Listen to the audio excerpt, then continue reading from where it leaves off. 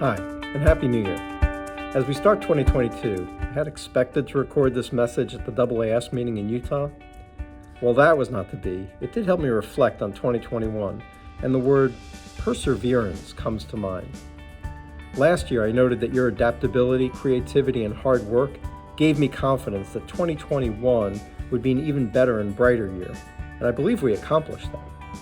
Yes, we are still living through the COVID-19 pandemic, but we have adapted to a new normal while navigating a hybrid world that is both virtual and in person. At a time when resignations surged globally, AUI and our research centers continued to thrive. I attribute much of that to three things. One, the importance of our mission to make scientific and technological breakthroughs possible. Two, the passion our work and our mission inspire. And three, and most certainly, your perseverance. Speaking of, another very different form of perseverance took center stage last February. Do you remember? When the Perseverance rover transmitted a message from Mars, which was received by Green Bank and shared with NASA.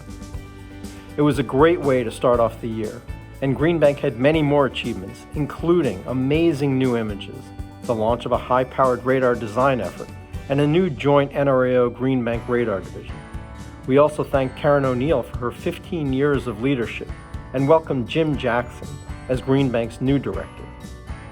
Tony Beasley and his team had a great year with positive feedback from Astro 2020, particularly on the prioritization of the NGVLA, the award of funding for the NGVLA prototype antenna, and the success in starting up the EM spectrum efforts. Among many other discoveries made this year, the VLA and VLBA found the most distant cosmic jet yet discovered, 13 billion light years from Earth. ALMA did a great job in restarting operations and celebrated 10 years of scientific observations. I am so grateful to the NSF for allowing us to run these world-leading capabilities and facilities and support the radio astronomy community across the world. I love reading the press releases and reports on the science results and the technology developments that we are leading. If you are interested, I encourage you to follow AUI on the various social media platforms.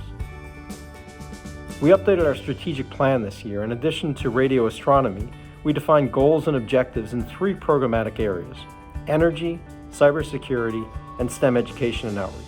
Our energy program is led by Pete Chupas, and early in 2021, we learned that we were being awarded a 10-year, $240 million contract to establish the Instituto Chileno de Tecnologías Limpias, or ICTL, a new institute that will focus on renewable energy, clean mining, and advanced materials in Chile. And we are now heavily engaged in the contract discussions.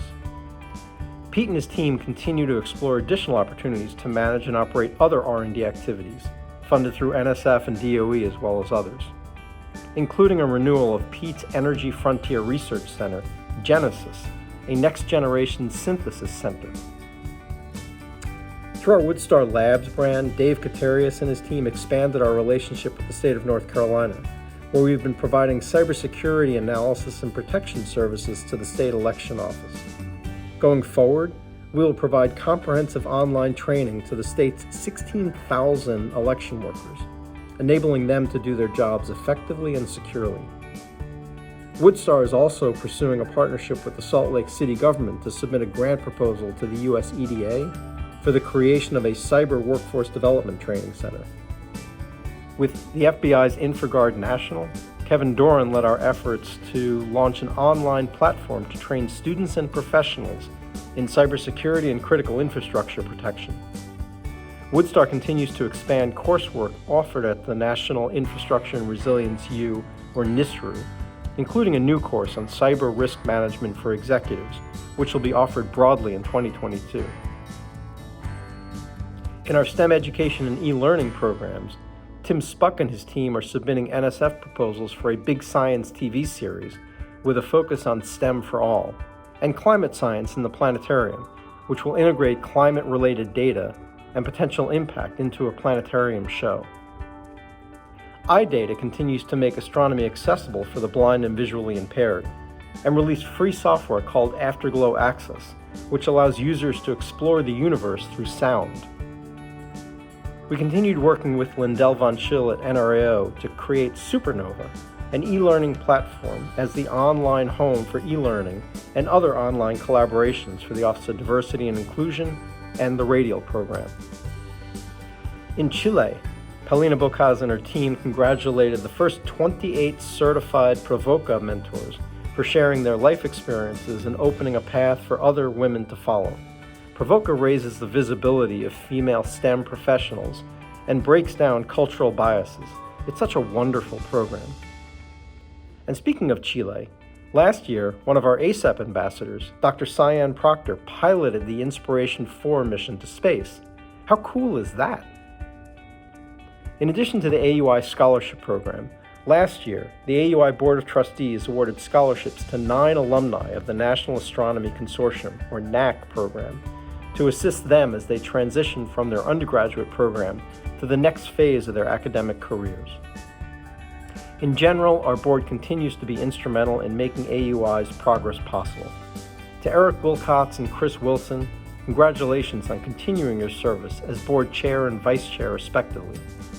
We welcome Rachel Atkinson, Bill Harris, David Helfin, Patricia Morales, Rob Neighbors, Katie Schmall, and Mike Weiss to the board. We thank Claudia Bobadilla, George Miley, Glenn Shore, Suzanne Staggs, David Tatel, Laurent Vigru, and Bob Williams for their years of excellent service to AUI.